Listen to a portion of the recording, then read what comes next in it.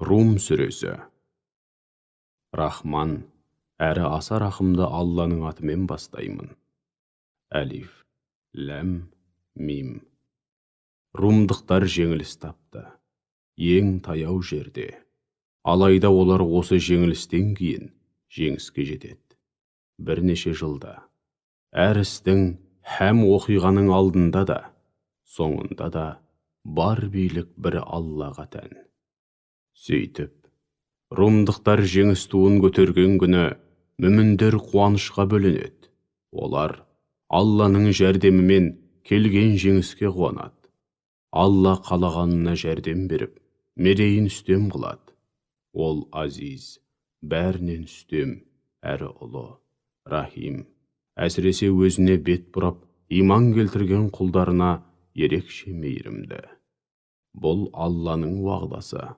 Алла әсте уәдесінен таймайды.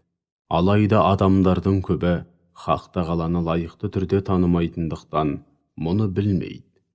Олар дүниедегі қу тіршіліктің тек сыртқы жағын ғана біледі. Ал ахирет мәселесіне келгенде мүлдем ғапыл, әрі бейқам. Олар бір сәтке болса да оңаша қалып ойланбай ма?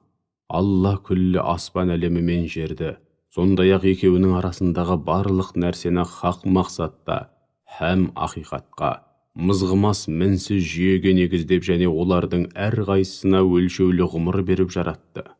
Соған қарамастан, адамдардың дені Раббылармен қауышатындықтарын жоққа шығаруда. Олар жер жаһанды кезіп, өздерінен бұрын өткен кәпір қауымдардың ақырының не болғанын өз көздерімен көріп, ғибрат алмай ма? Анығында олар бұлардан анағұрлым күштеді. Жердің асты үстін бірдей игеріп, бұлардан әлде қайда ауқымды әрі ұзақ уақыт бойы жер бетін көркейтумен болған болатын. Оларға да өз пайғамбарлары апайқын дәлелдермен келген болатын. Алла оларға зауал беру арқылы әсте зұлымдық жасаған емес, керісінше, олар өз-өздеріне зұлымдық жасаумен болған еді. Жамандыққа белшесінен батқан сол қауымдардың ақыры өте жаман болды. Өйткені олар Алланың аяттарын жалғанға шығаратын, әрі мазаққа айналдыратын еді. Алла жаратылыс атаулыны жоқтан жаратады. Содан кейін барлығын өлтіріп ахиретте қайтадан жаратады. Содан соң жауапқа тартып, лайықты қарымталарыңды алу үшін оған қайтарыласыңдар. Қиямет қайым орнаған күні күнәһарлар бар жақсылықтан үміттерін үзеді, немесе айтатын сылтау таппағандықтан үндері өшеді. Ол күні Аллаға серік етіп қосқан құдайларының ішінен өздеріне ара түсетін бірде-бір шапағатшы шықпайды. Олар өздері де дүниеде Аллаға тең көрген құдайларынан сырт айналып безетін болады. Қиямет қайым орнаған күні адамдар мүміндер және кәпірлер болып екіге айырылады. Сонда иман келтіріп, игі істер істегендер жаннат бау-бақшаларында сансыз нығметке бөленіп, шат-шадыман күй кешеді. Ал күпірлік қылып, аяттарымызды және ахиреттегі қауышуды жалғанға шығарғандарға келсек, олар топ-тобымен тұтылып, қайнаған азаптың қақ ортасына тасталады. Ендеше кеш батырып, таң атырғандарыңда, яғни кешкі, түнгі және таңғы намазда Алланың мінсіз, кемшілік атаулыдан ада екенін айтып, жарыс алыңдар. Екінді және түскі уақытта, яғни екінді және түскі намазында да, көктерде де, жерде де бар мадақ пен шексіз шүкіршілік бір өзіне ғана тән екенін айтып, жарыс алыңдар. Ол өліден тіріні шығарды, тіріден өліні шығарады. Және қыстағы өлі жерді кейін көктем келгенде қайта тірілдеді. Міне, сендер де өлгеннен кейін дәл солай тірілділіп, қабірлеріңнен шығарыласыңдар. Оның құдіреті күшті жалғыз жаратушы екендігінің айқын дәлелдерінің бірі сендерді топырақтан жаратқандығы. Кейін сендер өсіп өніп, жер бетіне тарап кеңінен қанат жайған адамзат қауымына айналдыңдар. Сондай-ақ оның құдіретінің шексіздігін көрсететін айқын дәлелдердің бірі оларға бауыр басып, жандарың жай тапсын деп, Сендер үшін өз болмыстарыңнан жұбайлар жаратып, араларыңа сүйіспеншілік һәм мейірім сезімін ұялатқандығы. Міне, осының өзінде ақылға салып ойланатын қауым үшін ап-айқын дәлелдер мен талай ғибрат бар. Көктер мен жердің жаратылысы және тілдерің мен реңдеріңнің әр алуан болғандығы да оның шексіз құдірет иесі екенін көрсететін ап-айқын дәлелдерінің бірі. Әрине, осында да жаратылыстың қыр-сырын білетіндер үшін айқын белгілер мен талай ғибрат бар. Түнгі және күндізгі ұйқыларың әрі оның кеңшілігінен ризық несібелеріңді табуларың да оның шексіз құдірет иесі екенін көрсететін айқын дәлелдердің бірі. Міне осының өзінде ақиқатқа құлақ асатын жандар үшін айқын белгілер мен талай ғибрат бар. Оның айқын дәлелдерінің бір парасы да мыналар. Ол сендерге һәм үрей салу, һәм жауыннан үміттендіру үшін көктен найзағай ойнатады. Сондай-ақ ол көктен жауын жаудырып, сол арқылы өлі жерді қайтадан тірілтеді. Міне, осында ақылға салып ойланатын жандар үшін айқын белгілер мен талай ғибрат бар. Сонымен қатар, көк пен жердің, оның әмірінің және орнатқан заңдылықтарының арқасында мызғымай тұрғаны да оның айқын дәлелдерінің бірі. Кейін сендерді жатқан жерлеріңнен шығарған сәтте-ақ қабірлеріңнен атып шығасыңдар. Көктердегінің һәм жердегінің бәрі бір өзіне тиесілі. Барлығы да бір өзіне мойынсынуда. Яғни, жаратылыс атаулының бәрі Алланың табиғи заңдылықтарына және көпшілігі һәм табиғи һәм шариғи заңдылықтарына қалтқысыз бағынуда. Жаратылыс атаулыны жоқтан жарататын, содан кейін барлығын өлтіріп ақиретте қайтадан жарататын да бір өзі. Ол үшін қайта жарату оп-оңай. Көктерде де, жерде де жаратылыс атаулыға үлгі боларлық ең көркем сипаттар мен ең асқақ қасиеттер бір өзіне тән. Оны сол ерекше қасиеттер мен аса көркем сипаттар арқылы таныту керек. Ол азиз, бәрінен үстем, әрі ұлы, хаким, әр ісі мен үкімінде көптеген хикметтері болатын асқан даналық иесі. Алла сендерге өз бастарыңнан мынандай салыстырмалы мысал келтіреді. Қол астыларыңдағы құлдарың мен жалшыларыңның арасында біз берген ризық несібелеріңе өздеріңмен тең дәрежеде ортақтасатын еншілестерің, сондай-ақ өздеріңмен терезесі тең жандардан именгендеріңдей, олардың да арасында именіп құрмет тұтатындарың бар ма? Ендеше, қалай ғана Алланың құлдарын өзіне ортақтас немесе серік етіп қосасыңдар? Міне, біз ақылға салып ойланатын қауым үшін Алланың серігі жоқ жалғыз Құдай екенін көрсететін аяттарымызды осылай баяндаймыз. Жоқ, Аллаға серік қосып, ең зор зұлымдықты жасағандар шынайы ілімге емес, әуейліктеріне еруде. Міне сондықтан да Алла адастырғанды тура жолға кім салалады дейсің? Қиямет күні ондай Құдай атқан мүшіріктерге қол ұшын берер бірде-бір медеткері табылмайды. Алайда сен жалған сеніммен екіжүзділіктен ада болған, пәк сенім таухидты берік ұстанған күйде хақ дінге, исламға жан тәніңмен бет бұр. Бұл сондай дін.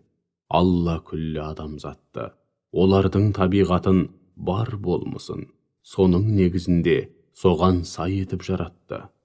Адамзаттың жаратылыс мақсаты да сол хақ дінге бет бұру болып табылады. Алланың жаратқаны өзгермейді, оны өзгерту мүмкін емес.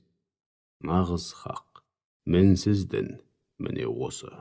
Алайда адамдардың көбі мұны білмейді. Қауым болып, қоғам болып мойынсұнған, шын жүректен тәубеге келген күйде бір Аллаға бет бұрыңдар. Одан лайықты түрде қорқыңдар. Оны шын көңілден ұлықтаңдар. Оған қарсы келуден қорқыңдар. Оған қарсы келуден, әрі қаһарына ұшыраудан сақтаныңдар. намазды кемеліне келтіріп, уақытлы әрі үзбей оқыңдар. Сондай-ақ, сенімде, құлшылықта, әрі күнделікті тіршілікте оған өзгелерді серік етіп қосатын мүшіріктерге қосылмаңдар. Яғни діндерін әртүрлі мақсатта пайдалануды көздеп, тарам-тарам қылып, жалған көсемдердің соңынан еріп, саналуан топтарға, әрқилы ағымдарға бөлінген мүшіріктерге қосылмаңдар. Әр топ өз сенімі мен ұстанымына мәз болып масаттанады. Адамдардың басына қандай да бір қиындық туа қалса, бірден пұшайман күй кешіп, Раббыларына бар ықыластарымен бет бұрып, жалбарына бастайды. Кейін Хақ Тағала оларды ескеріп, рахымының дәмін таттырған кезде, олардың бір тобы түк болмағандай Раббыларына қайтадан серік қосып шыға келеді. Олар осылай өздеріне берген нығметтерімізге мүлдем алғыс айтпайды. Ендеше өздеріңе жақсы болса, қу тіршіліктің қызығы мен рахатына бата беріңдер. Не істегендеріңді, қандай үлкен қателік жасағандарыңды әлі-ақ білетін боласыңдар. Әлде оларға Аллаға өзгелерді серік етіп қосыңдар деп айтатын пәрмен сүріп пе едік? Адамдарға рахымымыздың дәмін таттыра қалсақ, соған масайрап шыға келеді. Ал өз қолдарымен істеген күнәләрінің кесірінен бастарына қандай да бір жамандық келсе, бірден түңіліп бар жақсылықтан үміт үзеді. Олар Алланың ризық несібе дегенді құлдарының арасынан қалағанына үйіп төгіп беретінін, ал қалағанына аз әрі өлшеп беретінін көрмей ме? Шүбәсіз, осының өзінде иман келтірген қауым үшін көптеген айқын белгілер, әрі талай ғибрат бар. Ендеше, жақын туыстарыңа, пақыр міскінге және ел жұртынан жырақта жүрген мұқтаж жолаушыға қолыңдағы дүниеңнен тиісті хақсын бер. Алланың разылығын қалайтын жандар үшін ең қайырлы іс міне сол. Олар екі дүниеде де азаптан құтылып мақсат мұраттарына жететіндер. Өзгелердің дүние пұлының ішінде көбейе түссін деп, өсім үшін берген мал пұлдарың сырттай қарағанда қанша жерден көбейсе де, Алланың құзырында әсте көбеймейді. Керісінше оның құты қашады. Ал бір Алланың разылығын қалап, шын жүректен берген зекет садақаларың болса, Алланың құзырында сөзсіз еселене түседі. Дүниесінде, сауабында еселеп көбейту арқылы мол табысқа кенелетіндер міне солар. Сендерді жоқтан жаратқан, жаратқаннан кейін ризықтандырған, кейін дәм тұздарың таусылғанда, сендерге ажал таптыратын да, содан кейін қайта тірілтетін де бір Алла. Әй мүшіріктер, қане айтыңдаршы, Аллаға серік етіп қосқан құдайларыңның арасында осы айтылғандардың біреуін болса да істей алатын бар ма? Алла олардың өзіне серік етіп қосқан жалған құдайларынан аулақ, һәм әлде қайда ұлы. Адамдардың өз қолымен істеген жамандықтары мен күнәләрінің кесірінен теңізде де, құрлықта да бүліншілік орын алып, ондағы жүйе мен тәртіптің астан кестеңі шықты. Сол арқылы Алла оларға бәлкім райларынан қайтар деп, өз қолдарымен істеген кесірлі істерінің зардабын тартқызуда. Оларға жер бетін шарлап, бұрын өткен күнәһар қауымдардың ақырының не болғанына көз жіберіңдер. Олардың дені мүшіріктер болатын деп айт. Ендеше Алладан ешкім кері қайтарады, кейінге шегере де алмайтын алапат күн келмей тұрып, мінсіз тура дінге толық бет бұр. Сол күні адамдар жұмақтықтар мен тозақлар болып екіге айырылады. Ендеше кім-де-кім иман ақиқатынан сырт айналып, күпірлік қылса, оның күпірлігі өзіне, ал кім иман келтіріп, игілік істесе, олар да өздері үшін қамдануда. О дүниеде мәңгі бақи бақытты өмір сүрудің қамын жасауда. Өйткені Алла иман келтіріп, игі істер істегендерді өзінің шексіз шарапатымен ерекше сый-сияпатқа бөлейді. Шүбәсіз ол кәпірлерді жақсы көрмейді.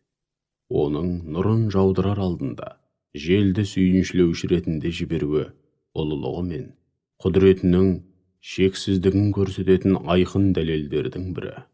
Ол осынау желді сендерге нұрын төгіп, рахымының дәмін тарттыру үшін пәрменімен, яғни өзі орнатқан табиғи заңдылықтар негізінде кемелердің еркін жүзуі үшін, сондай-ақ сол кемелермен теңізге шығып, шарапатты кеңшілігінен ризық несібелеріңді табуларың үшін, әрі өзіне шүкіршілік етулерің үшін жіберуде.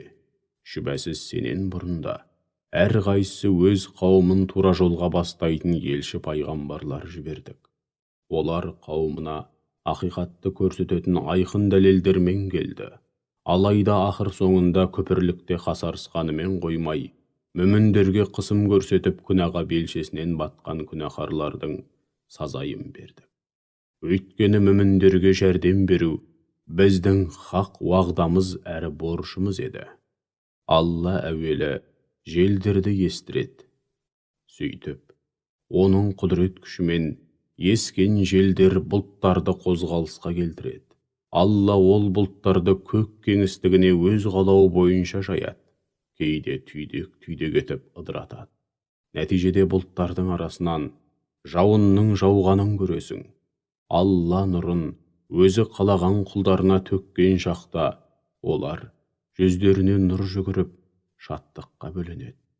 Әйтпесе олар бұған дейін өздеріне жауын жаумай тұрып, одан мүлдем күдір үзген еді. Ал енді Алланың шексіз рахымының іздеріне көз жіберші. Жерді өлгеннен кейін қалай тірілтеді. Міне соны істеген, өлілерді де қайта тірілтетін шексіз құдірет иесі. Оның құдіреті барлық нәрсеге толық жетеді. Егер де біз аңызақ, қара жел соқтырсақ, сөйтіп олар кеше ғана Алланың қалауымен жайқалып тұрған өсімдіктері мен егіннің күйіп, сарғайып кеткенін көрсе, бәрібір Аллаға бір ауыз рахметі жоқ кәпірлер болып қала береді. Яғни көргеуде кәпірлер бастарына қанша жерден бәле жауса да, өздерінен көрмейді. Сол үшін де ғибрат алып, тәубеге келмейді. Сондықтан да, уа Мұхаммед, дауысыңды өлілерге естірте алмайтыныңдай, ақиқат айтылғанда сырт айналып тұра қашатын саңырауларға да үндеуіңді естірте алмайсың. Сондай-ақ, ақиқатты көрмейтін көрсоқырлардың да адасқан бетін бері бұрып, тура жолға түсіре алмайсың. Сен үндеуіңді тек өз бойларындағы һәм жалпы болмыстағы аяттарымызға, айқын дәлелдерімізге иланатын һәм ақиқатқа мойын сұнатын жандарға ғана естірте аласың. Алла сендерді әу баста тым әлсіз етіп жаратады. Кейін сол әлсіздіктен соң буындарыңды бекітіп, күш-қуат береді. Содан кейін күш-қуатыңды кемітіп, қайтадан әлсіз һәм қарт қылады. Ол қалағанын жаратады. Ол әлим, бәрін лайықты түрде білетін шексіз ілім иесі, қадир, теңдессіз құдірет иесі. Қиямет қайым орнаған күні, күнәға белшесінен батқан күнәһарлар дүниеде бір сағаттан артық тұрмағанын айтып, ант су ішеді. Олар дүниеде де дәл осылай ақиқаттан алшақтатылып, қателіктерге ұрындырылатын еді. Ал өздеріне шынайы ілім һәм иман берілген жандар болса, оларға Алла жазмыш кітабында сендерге дүниеде қанша уақыт тұруды жазса, қайта тірілетін күнге дейін сонша уақыт тұрдыңдар. Міне, бүгін қайта тірілу күні. Алайда сендер мұны білмейтін едіңдер. Тіпті білгілерің де келмейтін еді деп айтады. Ол күні дүниеде күнәға әбден батып, өздеріне де, өзгелерге де зұлымдық жасағандарға айтқан сылтаулары мен уәждері түкте пайда бермейді. Һәм түзеліп, Раббымызды разы ету үшін дүниеге қайтарылсақ екен деген өкініштері де қабыл алынбайды. Біз расында осынау Құранда адамдар үшін сан алуан мысалдар, тәмсілдер мен дәлелдер келтіріп бақтық. Уа Мұхаммед, Егер оларға сұраған мұғжизаларын көрсетсең де, күпірлікте қасарысқан ол кәпірлер, сендер Алланың атын жамылып, ел жұртты өздерің ойлап тапқан жалған жолға бастау үшін жүрген өтірікші кәззапсыңдар, басқа түк емес деп айтады. Міне, Алла, ақиқатты білмейтін һәм білгісі де келмейтін надандардың жүрегін осылай мәңгі бақи оянбастай етіп мөрлеп тастайды. Ендеше сен барынша сабыр ет. Өйткені Алланың уағдасы хақ. Олай болса, осынау ақиқатқа иланбайтындар дегбіріңді қашырмасын.